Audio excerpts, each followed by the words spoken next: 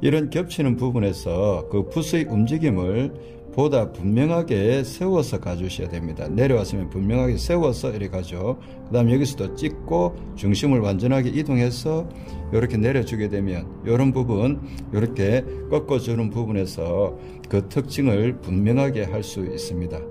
그렇지 않으면 글자에 특징이 없어서 무디게 될 테고요.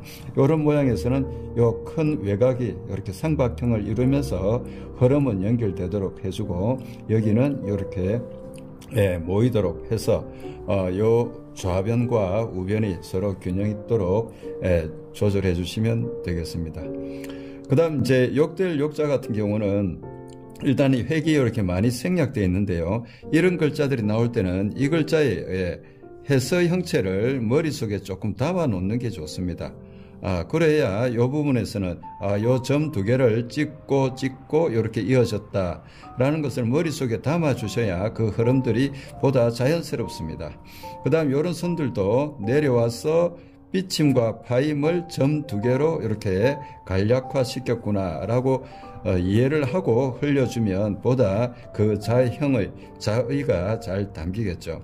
그래서 이런 부분에서 허하지 않도록 모아주면 되고, 그 다음 이런 선들은 자연스러운 흐름을 주는 허획이라고 할 수 있죠.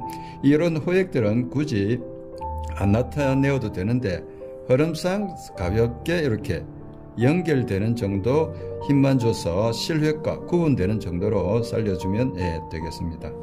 자, 그 다음 가까울 근자 같은 경우에는요, 요 경우도 이 도끼 근자 요 부분을 이렇게 이었기 때문에 요 부분을 찍고 여기서 흐름이 자연스럽게 이어지도록, 그 다음 원래는 이렇게 갔다가 떨어지는 것이지만 그것을 한꺼번에 이렇게 연결한 획이다 라고 이해를 하고 요걸 흐름을 이어주면 되겠습니다. 그 다음 책받침 같은 경우는 이 부분을 덮어줬는데요. 이럴 경우에는 여기서 찍고 위를 완전히 눌러서 아래로 모은 다음 중심을 이동하고 이렇게 되겠죠. 이렇게 될 때 이런 부분에서 무게감이 있도록 확실하게 눌러서 모아주고, 그 다음 아래로 방향을 틀 때에는 눌러주고 붓을 항상 이렇게 바로 세워준 다음 이동을 해야 붓의 갈라짐도 없고 글자도 단정한 모습이 되겠습니다. 그 다음 치자 같은 경우에서는 이 부분이 우리 거칠 지자의 다른 표현이죠. 그래서 이런 경우에 마음심자가 아니고 이것은 이렇게 써야 되는데 그 부분을 이렇게 하고 점 두 개를 이렇게 바꾼 형체가 이런 모양으로 섰다라는 것을 머릿속에 담고 그 부분이 이렇게 이어지도록 하면 되겠습니다. 그래서 점 같은 거 이어줄 때 점도 마찬가지로 쿡 찍어서 이렇게 가게 되면 편봉이 되겠죠. 그래서 그런 부분에서는 점을 분명하게 찍고 그 획의 끝 부분에서 붓을 중심을 잡아서 이어주고 찍고, 그 다음에 점의 모양을 생각해서 모양을 만들어주고 세워서 다음 획으로 이동하게 되면 훨씬 깨끗한 그런 획들이 처리가 되겠습니다.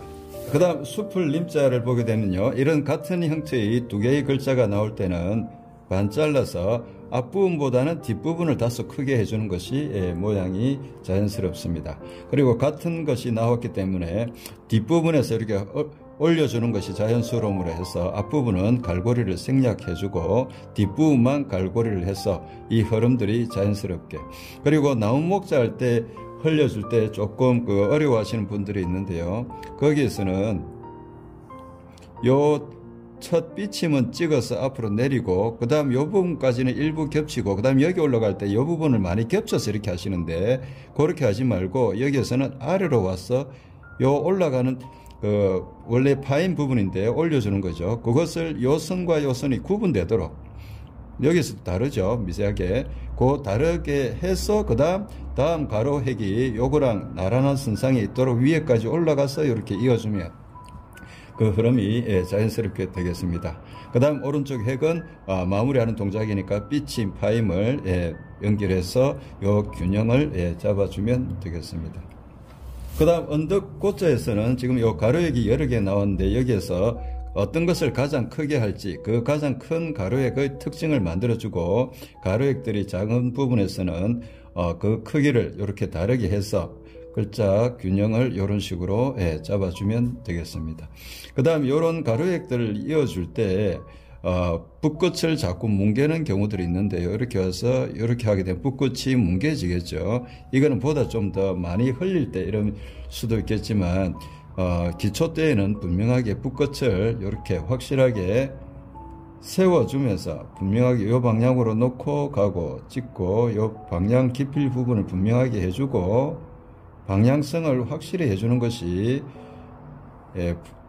좋겠습니다. 그렇게 해서 이렇게 써주면 고자의 특징을 만들 수 있겠고요. 그다음 행자에서도 마찬가지죠. 여기서 여러 가로획이 나오는데 그 중에 가장 큰 가로획 부분에서 강약을 특징을 구분 지어주고 작은 가로에서는 머리 부분들 기필 부분이 뭉개지지 않도록 해주면서 크고 작음의 변화를 줘서 이런 균형을 잡아주면 되겠습니다.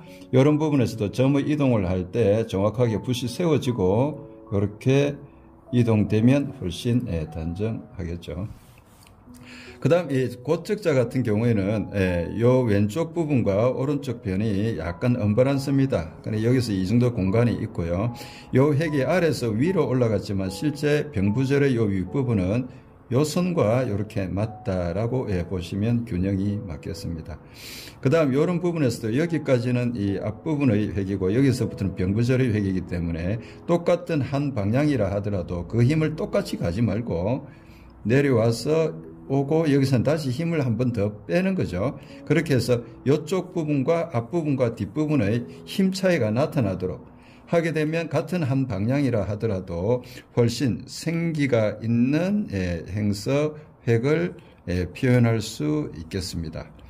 그래서 절대 같은 획에 있어서 한 방향이라 하더라도 똑같은 힘으로 가는 것이 아니라 힘을 조금 구분해서 그 특징을 담아주시면 훨씬 행서 쓰는 맛을 잘 표현할 수 있을 듯 합니다.